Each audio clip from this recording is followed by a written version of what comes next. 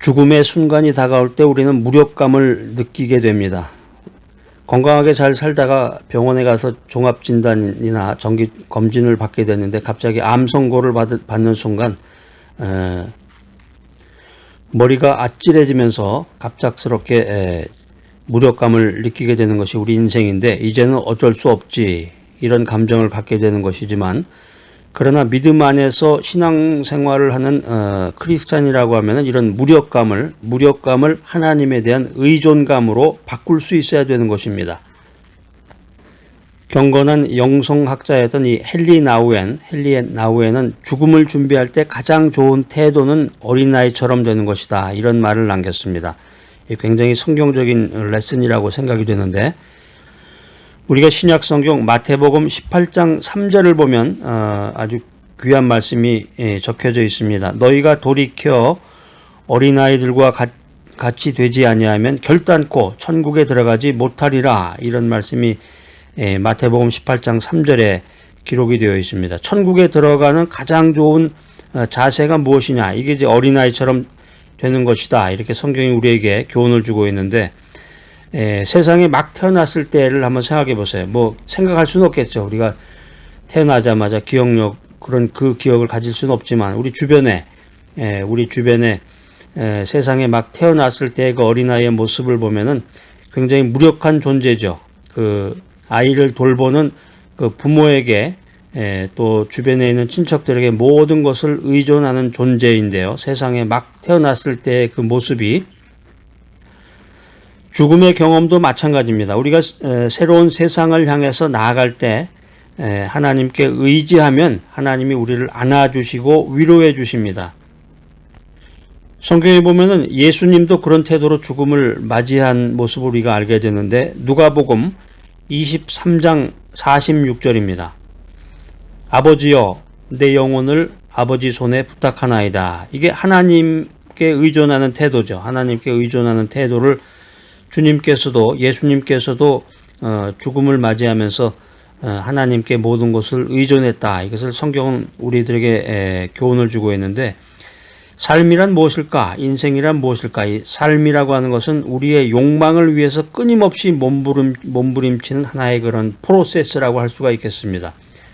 그에 반해서 이 죽음이라고 하는 것은 이 몸부림을 포기하는 순간입니다. 인생 살면서 우리의 욕망에 대한 몸부림을 주님 앞에서 깨끗이 포기하고 자신의 모든 존재를 창조주 앞에 내어드리는 그 순간, 바로 그 순간이 죽음의 순간이다 라고 하는 것입니다. 죽음이란 포기하는 순간인데, 우리의 욕망에 대한 몸부림을 주님 앞에서 깨끗이 포기하고 자신의 모든 존재를 창조주 앞에 내어드리는 순간, 이것이 바로 죽음의 순간이라고 말씀드렸는데, 이것을 헨리 나우엔이 아주 이렇게 멋진 말로 우리들에게 설명을 해주고 있습니다. 어린아이들이 몸부림을 치면 부모는 아이를 편히 안아줄 수가 없습니다.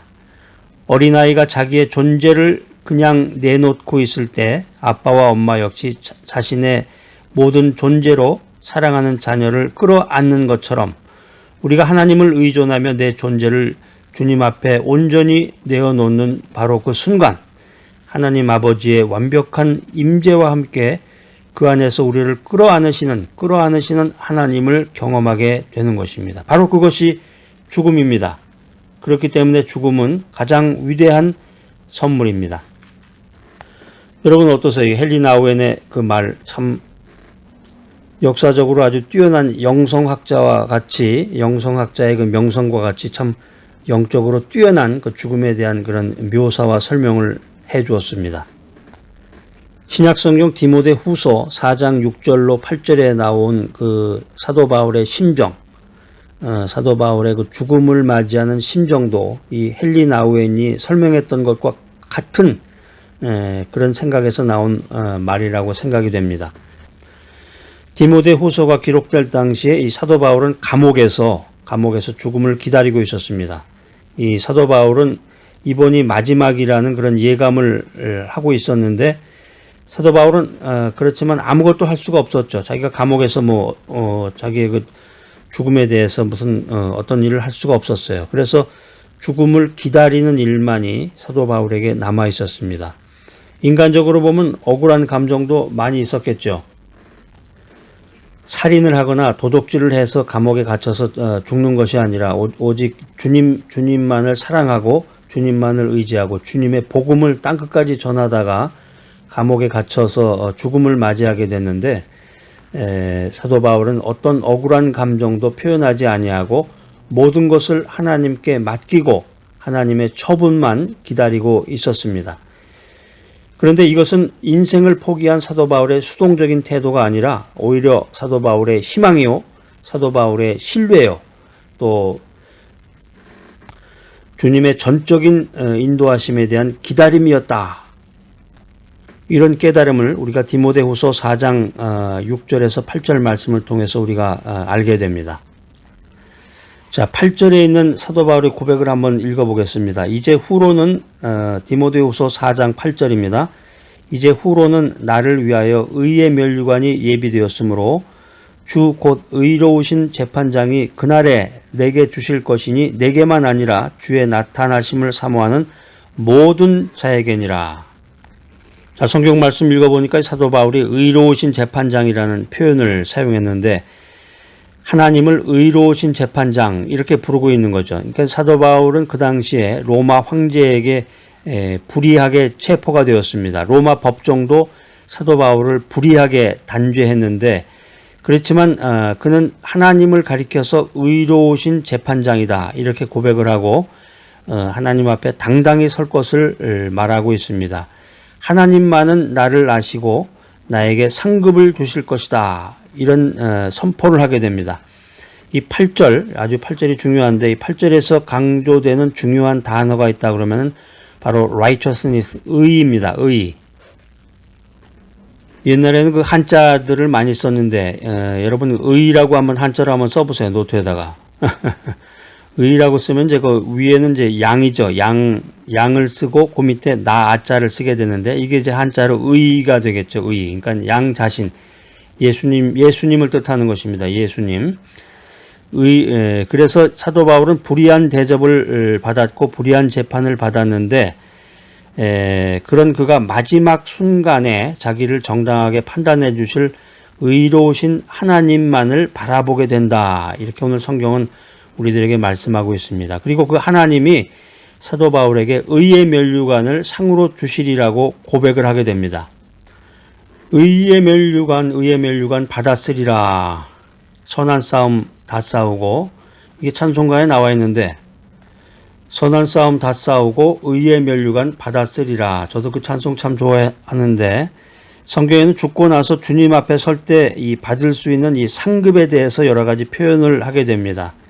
근데 사도 바울이 의의 면류관이라고 오늘 표현하고 있는데, 이런 얘기죠. 세상은 불의하게 나를 단죄했고 세상은 불공평하게 나를 대접했지만 나는 의의 면류관으로 내게 상 주실 의로우신 하나님만을 바라본다. 이런 고백을 사도 바울이 하고 있는 것입니다. 바로 이 믿음 때문에 사도 바울은 불공평하게 보이는 죽음 앞에서도 당당하게 설 수가 있었던 것입니다.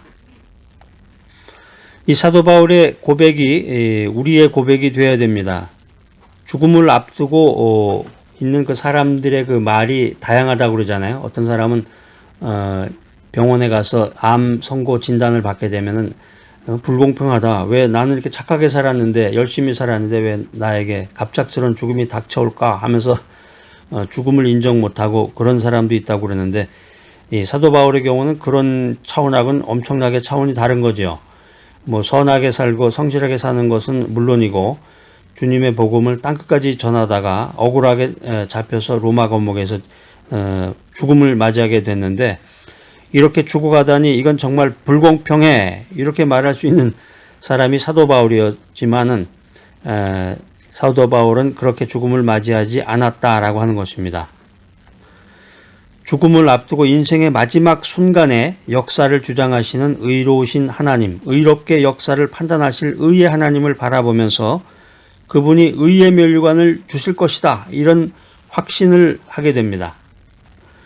여러분들은 어떻습니까?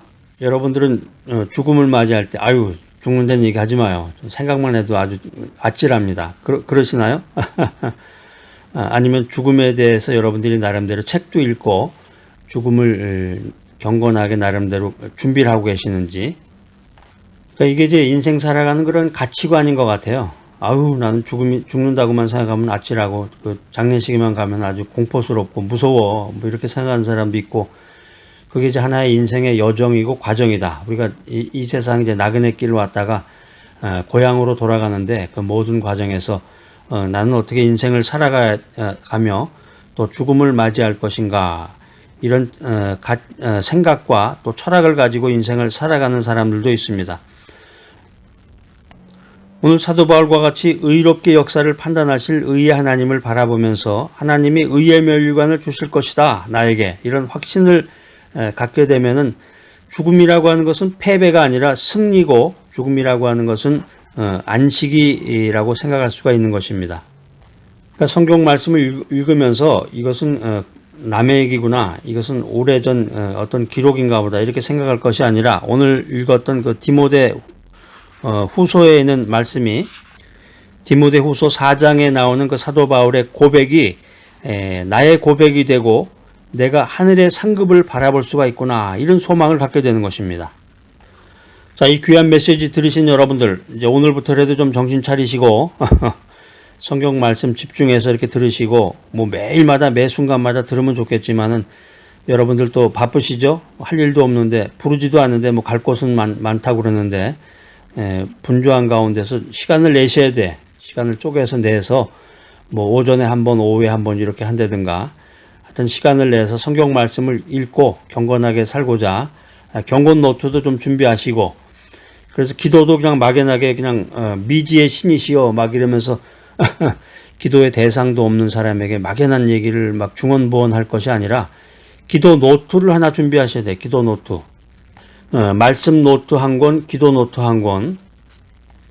그래서 이렇게 메시지 들을 때마다, 귀한 메시지 들을 때마다 성경 구절을 이렇게 꼭 써놓으시고, 성경 구절도 한번 이렇게 적으시면 더 좋아요. 정서로 해서 깨끗하게 한번 이렇게 적어 놓으시고, 자기가 생각한 거나 깨달은 점, 또 카톡이나 이메일 같은 걸 사용할 수 있다 그러면은 귀한 분하고 그 내용을 같이 이렇게 쉐어할 수 있으면 더 좋겠죠. 자꾸 이렇게 표현을 해야 돼. 표현을 한다는 게 중요한 것입니다. 그 다음에 기도할 때도 막연하게 기도할 것이 아니라 그 기도 노트에다 이렇게 적습니다. 날짜 적고 몇 월 며칠 무슨 기도를 했다. 누구에게 무슨 기도를 했다. 누구를 위해서 어떤 기도를 했다. 나를 위해서 무슨 기도를 했다. 그러고 나서 맨 밑에 공란을 좀 남겨 놓으면은 나중에 시간이 지나면 그것이 응답이 돼요. 그럼 거기다가 빨간 걸로 몇 월 며칠 날 이것이 어떻게 응답이 됐다. 하나님 감사합니다. 내가 하나님께 대한 감사의 표현으로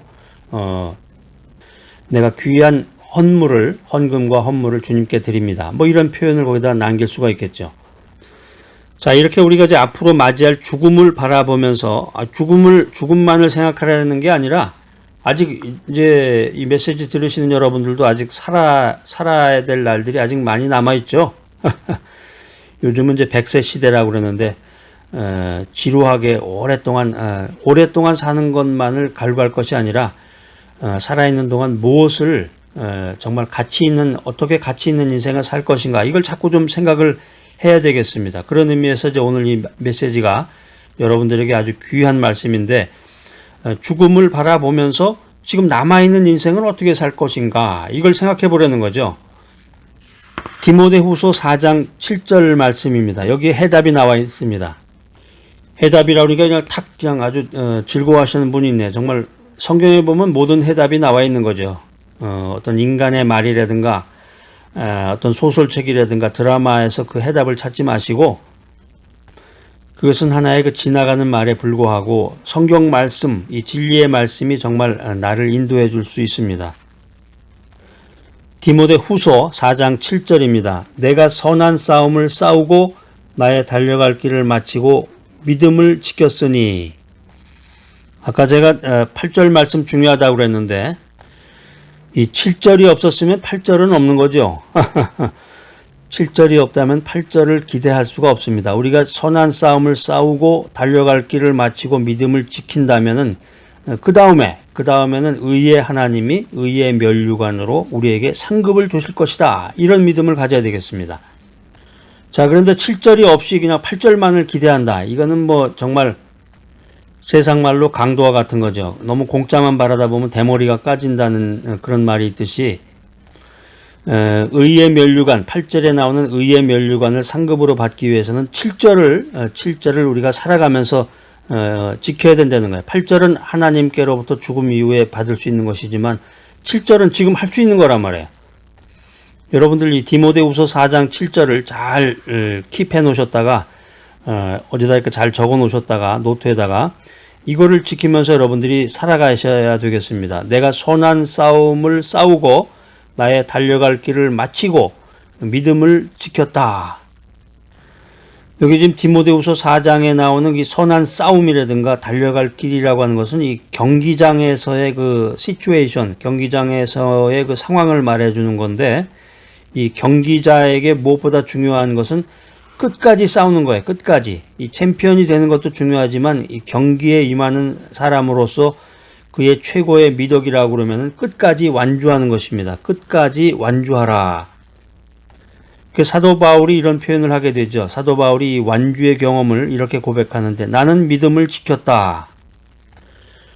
그래서 예전에 어렸을 때 젊었을 때는 예수님을 잘 믿고 믿음 안에서 성경 말씀대로 살다가 한동안 주님을 멀리하고 잠깐 휴가를 갔다 그러나요? 주님으로부터 멀어졌다가 이제 나이 들어서 다시 주님의 말씀을 접하고 정말 믿음대로 살아야 되겠다. 이런 사람에게는 오늘 이 메시지가 아주 귀한 메시지가 되리라고 생각합니다. 나는 믿음을 지켰다. 이 메시지를 여러분들 살아가면서 디모데후서 4장 7절에 나오는 이 말씀을 지켜나가는 여러분이 되시기를 바랍니다.